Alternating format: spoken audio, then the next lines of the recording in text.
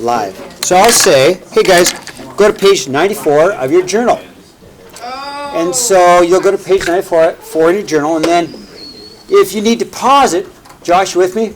Okay, if you need to pause it, get your journal out, go from there. Okay, so then I'm going to say, okay, let's take a look at this. Okay, so if I take a look at, first of all, A, we're looking at parabolas by their x-intercepts, by they're going to call them zeros, but they're also x-intercepts, okay?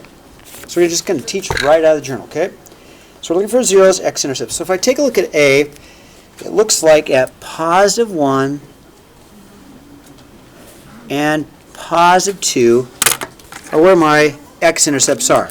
There and there. You guys see that? So then this equation could be a y equals x minus 1 times an x minus 2. Okay?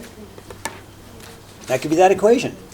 Because from my mini equations, I could solve this and get a positive 1. From my mini equation, I could solve this and get a positive 2. Now, if I take a look at B, the difference is, again, I've got x equals 1, x equals 2.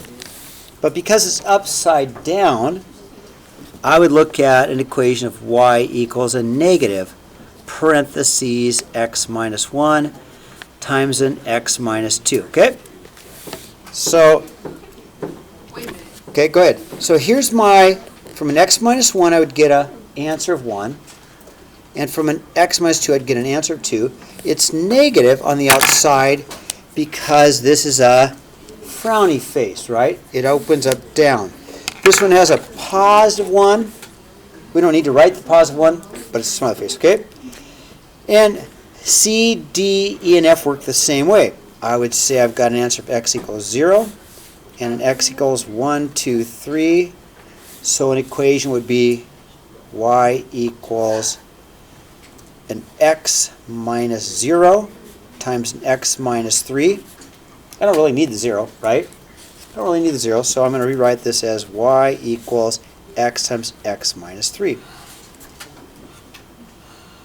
Okay, D, I've got x equals 0 as an intercept, and I have an x equals a 1, 2, 3, a negative 3. So an equation could be y equals an x plus 3, because x plus 3 would give me an answer of negative 3 if I use my mini equations, and an x minus 0. Now I don't really need the x minus 0, so I could rewrite as y equals x times x plus 3.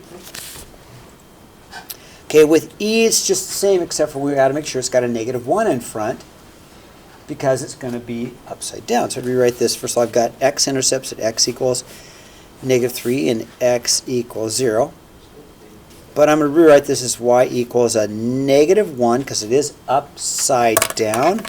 It opens down, so I'm going to use my negative 1 times an x plus 3. It's the opposite, and that's how I get my mini equation, times an x minus 0. I don't need the x minus 0. That seems kind of ridiculous, so I'll go y equals a negative 1 times an x plus 3. Okay, that's the best equation.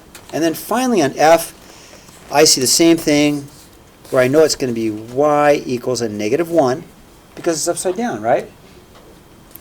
And then I'm going to have an x equals 0 here and an x equals positive 3. So my answer has to be an x from my x equals 0 times an x minus 3, because an x minus 3 would give me a mini equation of positive 3. How am I doing? Thumbs up? Seem pretty easy? Okay.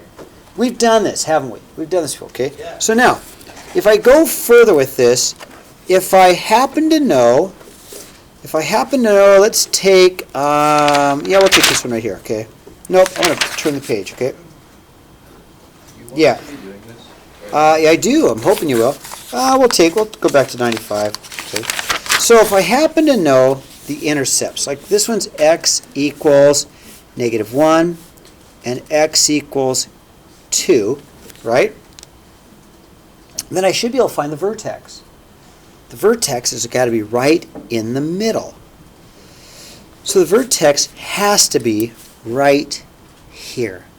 Does that make sense? It's right in the middle of those two x-intercepts, right? Same thing here. If I know the x-intercepts are at x equals -1 and x equals 2, I know the vertex has to be right in the middle. Okay? So, what are some characteristics? Well, this is what we've been looking at. X minus p. P is one of my x-intercepts.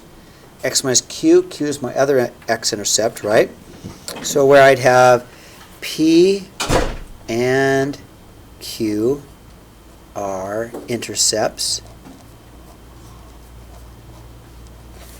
And the value of a, if a is positive, it's going to be like a smiley face. And if a is negative,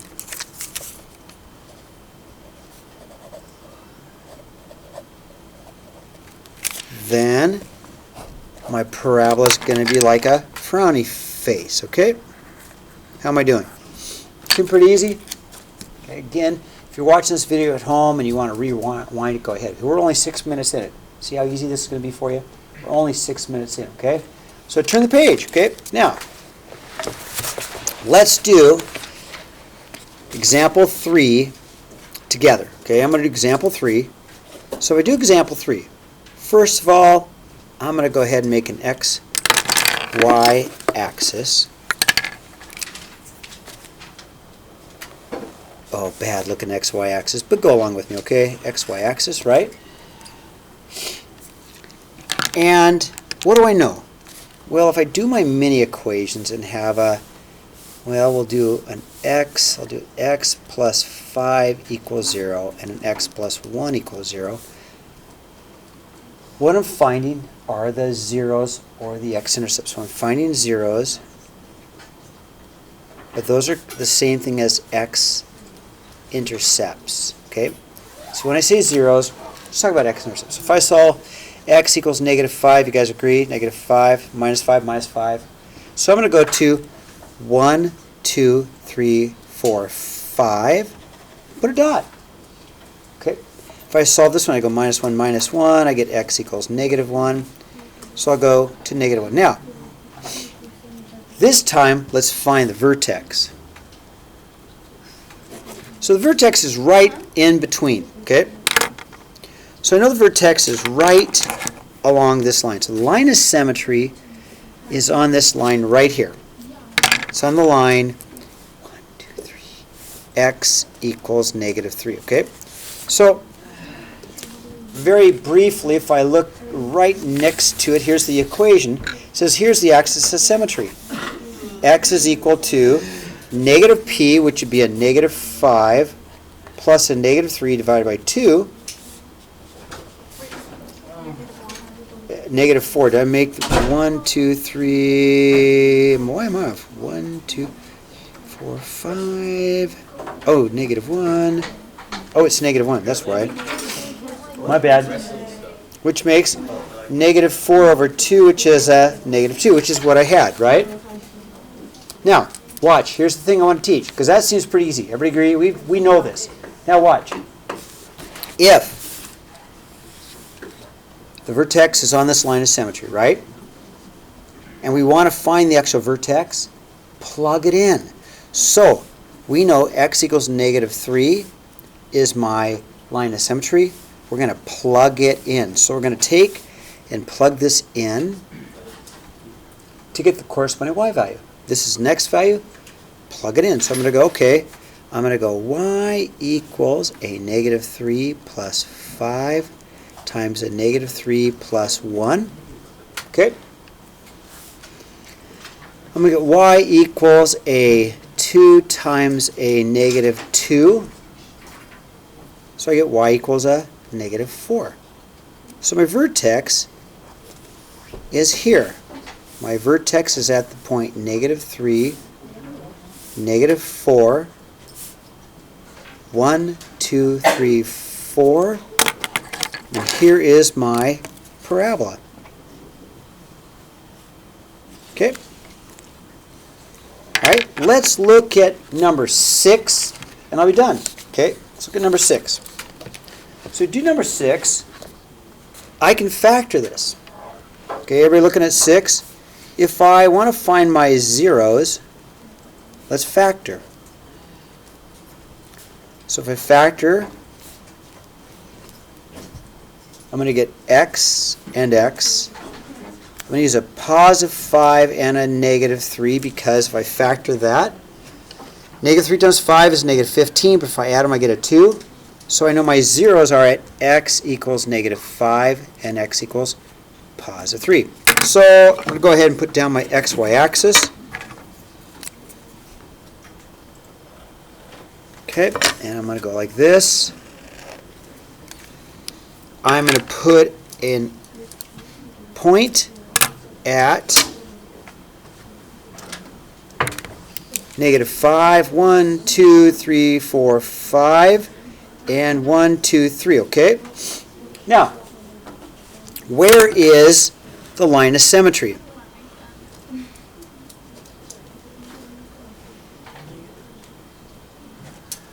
Okay, it's going to be in the middle, right, Joey? The line of symmetry is going to be in the middle. So let's check it out. I've got a spread of 1, 2, 3, 4, 5, 6, 7, 8. In the middle is going to be 4 over, right? 1, 2, 3, 4. Line of symmetry is there. Okay, at x equals 1. Where's the vertex? Wait, isn't that negative 1? Yes, thank you, Jennifer. Boy, if I make mistakes online, nobody's ever going to know, huh? Thank you. Everybody's going to go, Mr. Davies. So anyway, let's find the vertex. So let's plug in x equals negative 1. We'll plug in. So I'll go y equals negative 1 squared plus 2 times negative 1 minus 15, which is a positive 1 minus 2 minus 15. Negative times negative, which is a negative 16.